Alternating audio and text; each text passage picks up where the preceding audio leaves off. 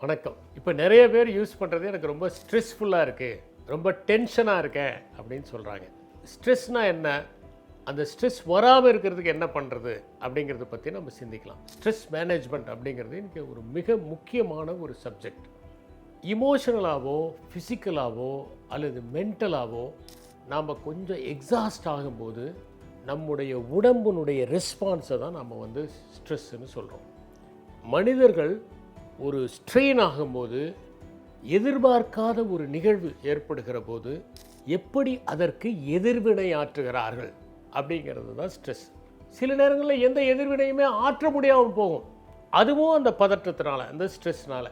இப்போ சில பேர் என்னென்னா, மிகப்பெரிய ஸ்ட்ரெஸ்ஃபுல்லான சுச்சுவேஷன்ஸில் கூட ரொம்ப பேலன்ஸ்டாக எதை பற்றியுமே கவலைப்படாமல் இருந்திருக்கிறாங்க. இங்கே பார்க்கலாம், கடலை எடுத்துக்கிட்டிங்கன்னா அதனுடைய அந்த விளிம்பு பகுதியில் தான் அலைகள்லாம் வரும். எங்கே ஆழம் அதிகமாக இருக்கோ அந்த இடத்துல அலையே இருக்காது.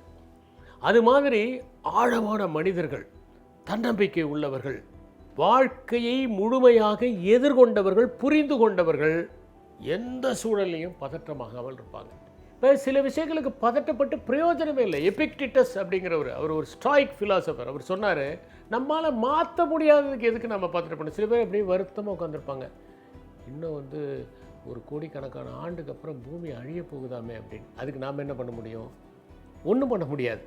அப்போ நம்மளால் மாற்ற முடியாத விஷயங்களுக்கு நம்ம வருத்தப்பட்டு என்ன ஆக போகுது அப்படின்னு எபிக்டிட்டஸ் சொன்னார். இப்போ சாக்ரட்டிஸை ஜெயிலில் அவருடைய சீடர்கள் விடுவிக்கணும்னு நினைக்கிறாங்க.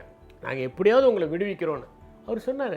விடுவிச்சு ஒரு பிரயோஜனம் இல்லை, எங்கே போனாலும் நான் இப்படி தான் இருப்பேன் அப்படின்னு கொஞ்சம் கூட அவர் பயப்படாமல், பதற்றப்படாமல் அந்த ஹேம்லாக்கை அவர் சாப்பிட்டார்.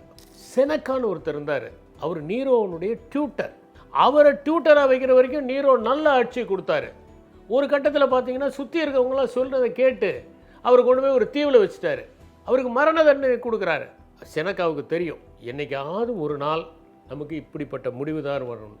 அவர் மென்டலாகவே இந்த டெத்தை அவர் அப்படியே விஷுவலைஸ் பண்ணிக்கிட்டே இருக்கிறார். அந்த மாதிரி நீ செத்து போகணும் அப்படின்னு அவர் சொன்ன உடனே அவர் என்ன பண்ணுறாரு, தன்னுடைய நர்வ்ஸை கட் பண்ணிக்கிட்டு சீக்கிரம் சாகணுங்கிறதுக்காக சுடு தண்ணியில் உட்காந்து அந்த ரத்தம் வெளியேறதை பார்த்து செத்து போனார். கொஞ்சம் கூட பதட்டப்படாமல். அப்படி இருந்தவங்களாம் இருக்காங்க.